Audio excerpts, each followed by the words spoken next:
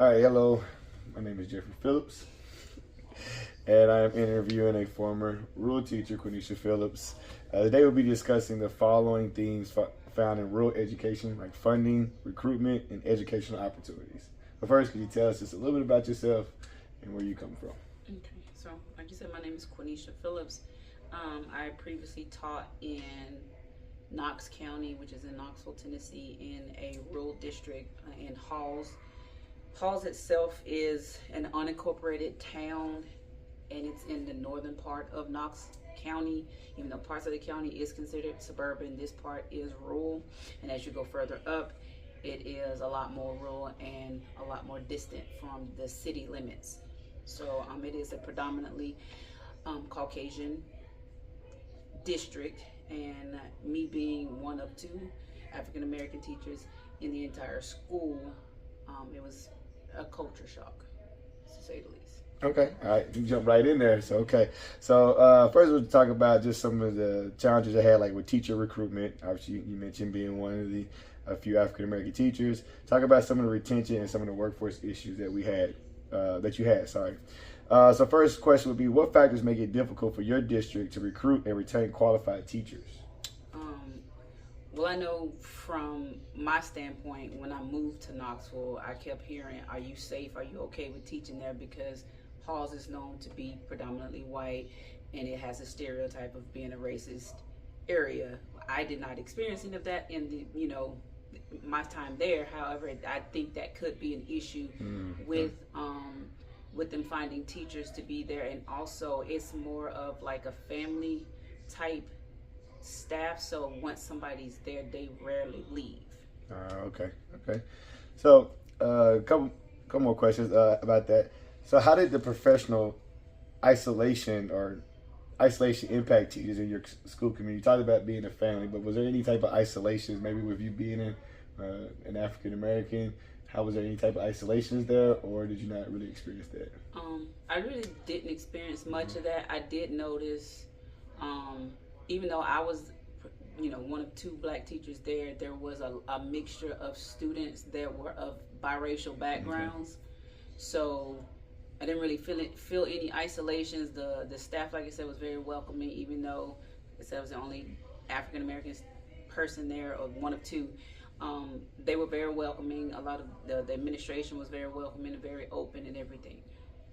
All right. So you answered a couple more of these questions about, collaborating across grade levels. Or was it districts? How was that? Was the collaboration pretty good, like throughout the district? I know it being a rural, trying to get with more some of the other. So we had PLCs. With your subject area, you'd have those every week with your group, and then they would have what's called district level professional development, where it was put on by the county, and you signed up for them, and you went and you collaborated with teachers from other schools, and so you would get access to those teachers who were at schools. Even though everybody was in the same county, they had additional funding because of where they were more in the city, so you got to see some of the stuff that they were doing. You get resources from them, and then you got to be able to take some of that stuff back with you and share it with your other teachers. Okay.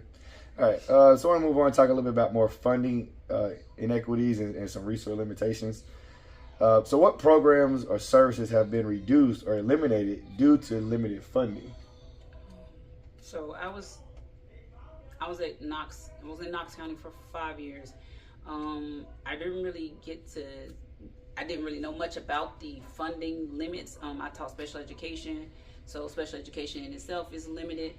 In that fact, I know that we did not have a teacher that they could dedicate to each subject as far as special education. So with me having a science background, I was co-teaching, meaning two teachers in the classroom. I was co-teaching an English class. I was co-teaching social studies. I was teaching transitional math. I was teaching life math. I was teaching students that had mild intellectual disabilities. So I was being pulled all over the place. So we didn't have a lot of access to teachers that can just be dedicated to where you'd have a teacher that's special education that had a science background and they just helped teach all science classes. And I think by them not being able to have that, it limited the students being able to have additional help because you would have a teacher in an area that did not have the knowledge of the content. So what you say, like, how about using virtual learning or technology? How was that working? So I was there before COVID, well, right as COVID was coming on. So we didn't really have much virtual. What we had as far as virtual learning that we had was what was called Canvas. And Canvas now, compared to what it was before, Canvas is a whole lot more now. We did not have much training on it. It was something that was fairly new to the district. They just basically said, here's a Canvas course. You can put stuff on there if, the kids need to access it. But it was mostly still paper and pencil. A lot of technology was not integrated into a lot of the stuff that we did. Okay, so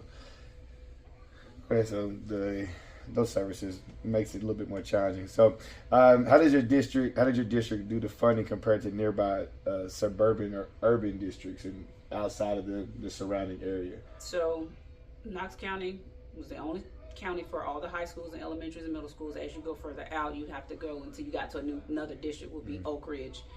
And Oak Ridge, compared to the funding there, is a whole lot better. It's only one high school there. It has access to the money from, there's a nuclear plant there, so it has all of that resources there, and it's very separated from Knox County, and it doesn't have to share as much. It doesn't have to, the funding doesn't have to be stretched out as thin.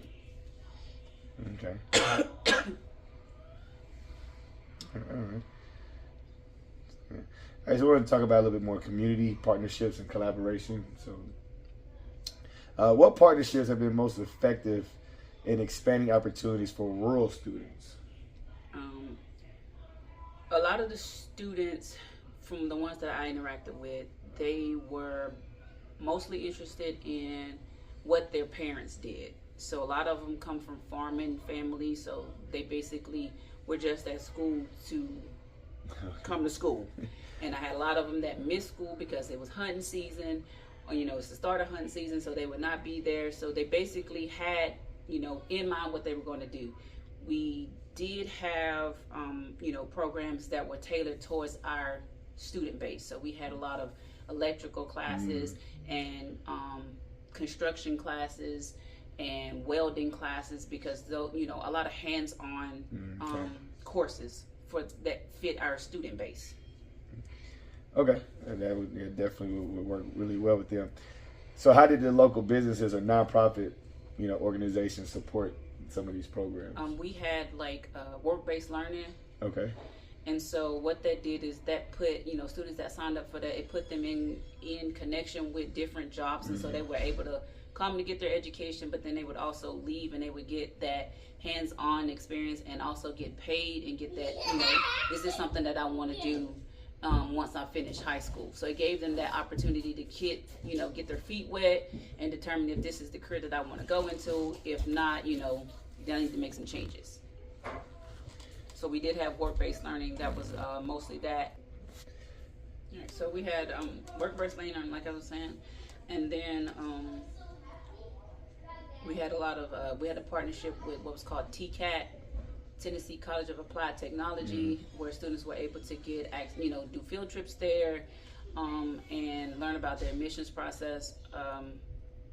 The time that I was there, compared to me being in a district that is not rural, they have a whole lot more access. They have a dedicated person that goes out and gets, helps build these networks with these different communities and colleges that are doing these job fairs. And in halls, they did not have that. Oh, okay. So I imagine with being in a rural community, it's got to be a big thing. Usually when you find rural schools, it's big community. So what role does the community play in supporting the student learning beyond the classroom? How does that work? Like I said, the staff is very family oriented, and that spills out into the community. So my time there, I did teach a class called CDCA, which is students that are in wheelchairs, nonverbal and stuff like that, and we needed stuff for our classroom. We needed computers for the students, we needed flexible seating for them, and we put out a thing into the community, and the outpour and support from them, a plumbing company came in and decided, we're going to support you all and pay for these laptops that the kids need. So a lot of community support. All right, so I want to talk a little bit more about some of the access to academic opportunities. You know, those are obviously big in school. So, how did your school ensure students have access to like AP, dual enrollment, or any other CTE programs that may be available? Um, I'm not sure if we offered any AP classes. I don't think we had any teachers to do that. Um, or dual enrollment. Like I said, I taught special education, so I don't really know what. I didn't really have students that did that. I do know that we did have a CTAE program, and like I said, it was a lot of the students took those classes, and they were able to get certified once they finished those classes, and then take that to go to TCAT and finish and continue on with their courses in order to be, you know, an electrician, a construction worker, welding, anything like that. Okay. Do you think there may have been any like barriers that may prevent it from the school maybe looking to get AP courses and do enrollment? So any barriers that may prevent students from participating in those type of programs, or just I think may it not was be? the setting itself. Setting itself. Because like I said, our school was mostly, the classes that we offered were tailored to the students that we had, the student base. Okay. Okay. So okay. How did you identify students? How do you identify and support students who may have needed additional academic challenges there? Like I said, I taught special education, so all of my students needed additional help. They were identified that way. However, when I did co-teach any of the classes, I didn't just focus on just those kids that were, you know, in there for special education. You know, if I noticed a kid that was struggling with something, you know, I offered my services as far as like, this is my planning period. If you need additional help here, these are, you know, you can get you signed up with tutoring with the teacher, you know, tried to facilitate in any way that I could. All right. All right, so just want to talk a little bit more this last little section, talk about equity, some inclusion, and then some other student support things. What unique academic or social emotional needs do rural students have, and how does your school address them? I think it was just addressed by, I mean, like I said, the staff, it embodied what the students did. You know, they really didn't penalize those kids for not coming to school because of hunting season, and they understood that some of the kids needed to not be there because, hey, I needed to help at home, or you know, I have things that I have to do that are, you know, trumping education. So they were very understanding with that portion, and they, you know, provided opportunities for them to, you know, make up their work and stuff like that, and tried to just make sure that, you know, they were very understanding of different, you know, situations that students may have had it be, you know, if they were experiencing homelessness or if they were experiencing any kind of issues at home. You know, we did have counselors there to help, but we did not have like a dedicated like social worker that could come in like other districts had to help support those kids with like emotional issues and stuff like that that they could be dealing with that was out of the scope of our school counselors. All right, so good. Talked a little bit more about some poverty and how housing issues are there, so it's great.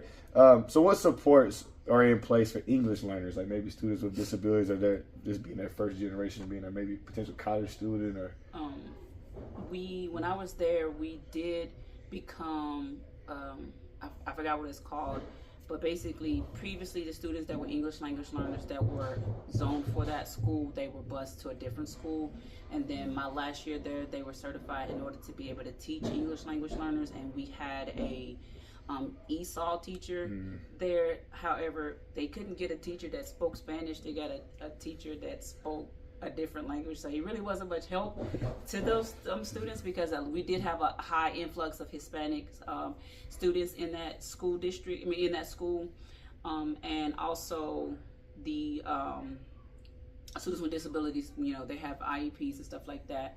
And then what was the other part of your question? So I was asking. Sorry, I was asking like with other students with other disabilities, or like if they were first generation, like potential college students. Okay. We, compared to where I'm at now, we don't have what's a program called Upward Bound. We don't have that. There really wasn't much to support those students that I know of that would be first-time college students. And I'm pretty sure, you know, if we did have, which we did have some that were first-time, but I don't think we had like a program like Upward Bound, which is tailored towards those students that are first-generation college attendant students or come from an economically disadvantaged community, to support them, you know, with their matriculation into college. So we did not have that access. About how many students went to high school or attended the school?